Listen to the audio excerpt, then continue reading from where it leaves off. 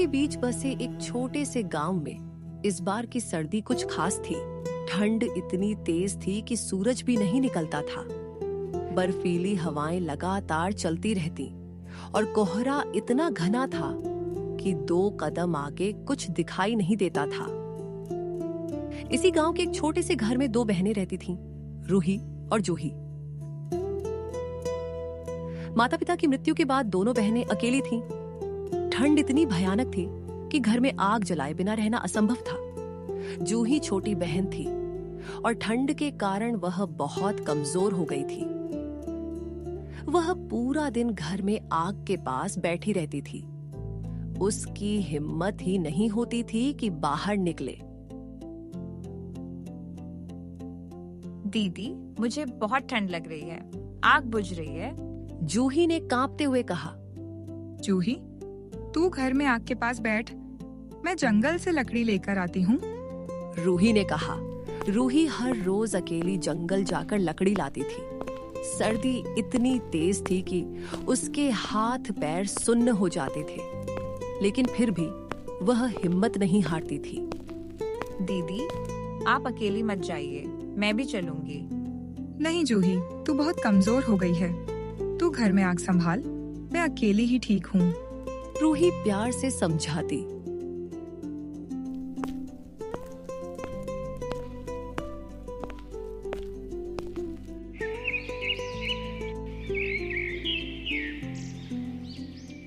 रूही को गांव के सेठ जगदीश की दुकान पर चाय बनाने का काम मिला था। वहां वह सुबह से शाम तक मेहनत करती थी। जंगल से लाई लकड़ी जलाकर चाय बनाती और ग्राहकों को परोसती। जूही घर में अकेली रहती और पूरा दिन आग के पास बैठकर गुजारती। ठंड इतनी थी कि वह आग से 1 कदम भी दूर नहीं जा सकती थी।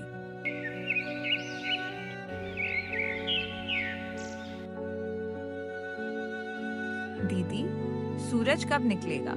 कई दिन हो गए, दिखाई ही नहीं दिया। जूही ने उदास होकर कहा। पता नहीं जूही, इस बार की ठंड बहुत अजीब है। लगता है सूरज भी डर गया है बाहर आने से। दिन रात का कोई फर्क नहीं था, हमेशा अंधेरा रहता था। रूही को घड़ी देखकर पता लगाना पड़ता था कि कब सुबह हुई और कब शाम। रूही की बनाई गरम गरम चाय इस कड़ाके की ठंड में लोगों के लिए जीवनदायी थी। सेठ जगदीश भी खुश था उसके काम से।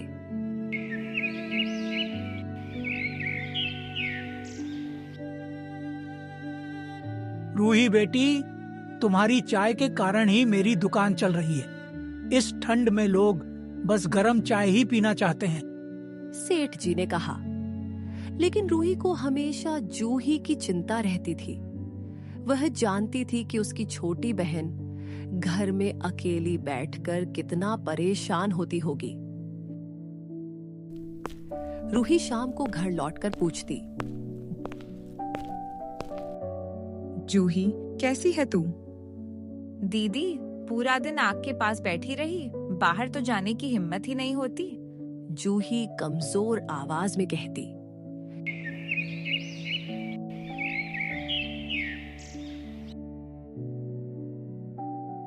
एक दिन सेठ जगदीश ने रूही से कहा।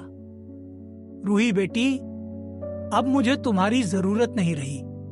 मेरा बेटा शहर से वापस आ गया है, वो अब दुकान संभालेगा। रूही के पैरों तले जमीन खिसक गई। लेकिन सेठ जी, मैंने कुछ गलत तो नहीं किया? मेरी चाय सबको पसंद आती है। गलत सलत कुछ नहीं बेटी, बस अब जरूरत नहीं। जा, अपना सामान उठा ले। रूही का दिल भर आया। वह चुपचाप अपना सामान उठाकर दुकान से निकल गई। बाहर घना कोहरा था और हड्डी तक को जमा देने वाली ठंड। परेशान होकर रूही एक बड़े पेड़ के नीचे बैठ गई। वह सोच रही थी कि जूही को क्या कहेगी, घर में आग के लिए लकड़ी कैसे लाएगी। तभी वहां से एक बुजुर्ग महिला गुजर रही थी। उसके सिर पर जंगल से लाई गई लकड़ियों का भारी गट्ठर था। बेटी, इस भयानक ठंड में यहाँ क्यों बैठी हो? घर जाओ। बीमार पड़ जाओगी, बूढ़ी अम्मा ने कहा। अम्मा जी, काम छूट गया है, अब ठंड में घर कैसे चलेगा यही सोच रही हूँ। रूही ने रोते हुए कहा। बेटी, अगर तुम्हें कोई तकलीफ ना हो तो मेरी यह लकड़ी मेरे घर तक पहुंचा दो, मुझसे अब नहीं उठती। रूही तुरंत उठी और बूढ़ी अम्मा का भारी गट्ठर अपने सिर पर रख लिया। कोहरे और ठंडी हवा के बीच वह बूढ़ी अम्मा को सहारा देकर उसके घर तक गई। बेटी, तूने बहुत मदद की है, अंदर आकर चाय पी जा। घर के अंदर लकड़ी की आग जल रही थी, जिससे गर्माहट मिल रही थी।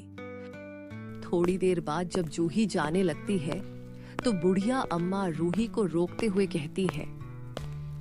रुक बेटी, एक बात कहूँ, मेरे पास एक गाय है गौरी, लेकिन अब मुझसे उसकी देखभाल नहीं हो पाती। अगर तू चाहे तो उसे ले जा। बूढ़ी अम्मा ने कहा। रूही की आंखें चमक उठी। सच में अम्मा जी? बूढ़ी अम्मा ने प्यार से कहा। हाँ बेटी, ये गाय तेरे काम आएगी। रूही खुशी से गाय को लेकर घर आई। जूही आग के पास बैठी हुई थी, कंबल में लिपटकर। दीदी, ये गाय कहाँ से लाई? जूही ने आश्चर्य से पूछा। रूही ने सारी बात बताई। जूही की आंखों में खुशी की चमक आई। दीदी, अब हम गाय का दूध पीकर गर्म रहेंगे। जूही ने कहा।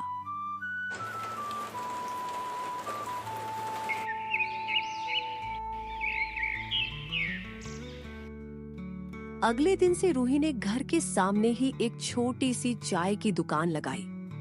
वह गाय का दूध निकालकर और जंगल की लकड़ी जलाकर चाय बनाती।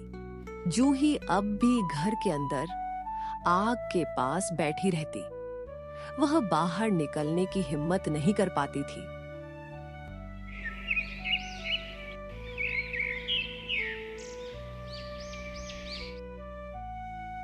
जूही ने एक दिन कहा, रूही से कहा। दीदी, मैं भी मदद करना चाहती हूँ।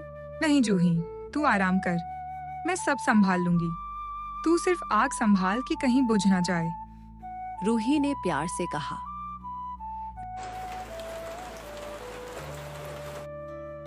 रूही की मेहनत रंग लाई। उसकी मलाईदार चाय का स्वाद इस भयानक ठंड में लोगों को बहुत पसंद आता था। एक ग्राहक ने कहा, वाह बहन जी, इस ठंड में आपकी चाय जान में जान डाल देती है।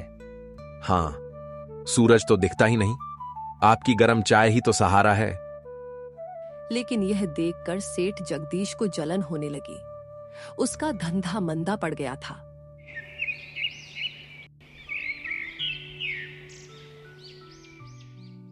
एक दिन सेठ ने कुछ गुंडों को भेजा। ओए लड़की, यहाँ दुकान बंद कर, ये जगह हमारी है। मुख्य गुंडे ने धमकी दी। रूही घर के अंदर से जूही को आवाज लगाई। जूही, आग में और लकड़ी डाल दे, मैं अब भी आती हूँ। भैया, ये हमारा अपना घर है, हमने किसी की जगह नहीं ली। रूही ने हिम्मत से कहा। चुप, हमें पैसे दो, नहीं तो तुम्हारा ठेला फेंक देंगे। गुंडे ने कहा। नहीं, हम दुकान बंद नहीं करेंगे।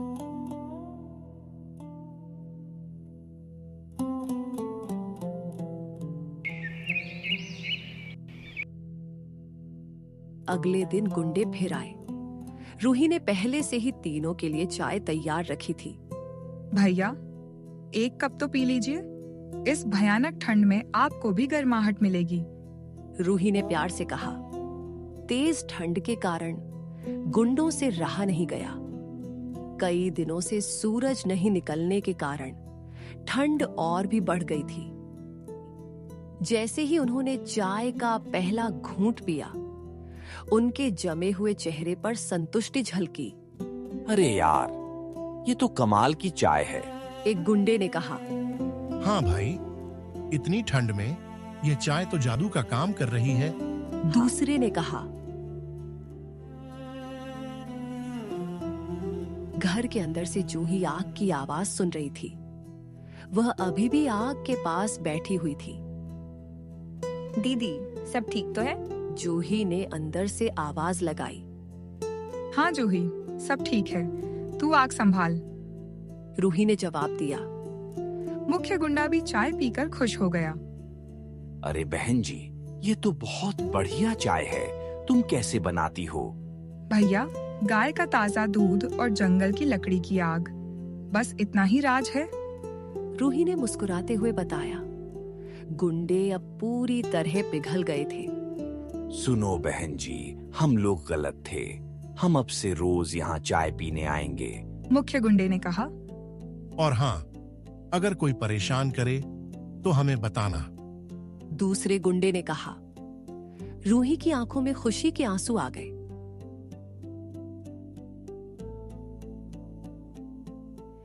एक महीने बाद जब सेठ जगदीश को पता चला कि रूही का धंधा फल फूल रहा है, तो वह खुद आया। रूही बेटी, मुझे माफ कर दो। क्या तुम वापस मेरी दुकान पर आ सकती हो? सेठ ने झुककर कहा। नहीं सेठ जी, अब हमारी अपनी दुकान है। रूही ने मुस्कुराते हुए कहा। महीने भर में बहनों का नाम पूरे गांव में फैल गया। भयानक ठंड में भी रूही की चाय लोगों को जिंदगी दे रही थी। घर के अंदर जूही अब भी आग के पास बैठकर अपनी बहन की सफलता पर खुश होती रहती। दीदी, आप बहुत बहादुर हैं।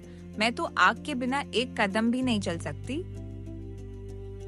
तू चिंता मत कर जूही, जब तक मैं हूँ तुझे कुछ नहीं होने दूंगी।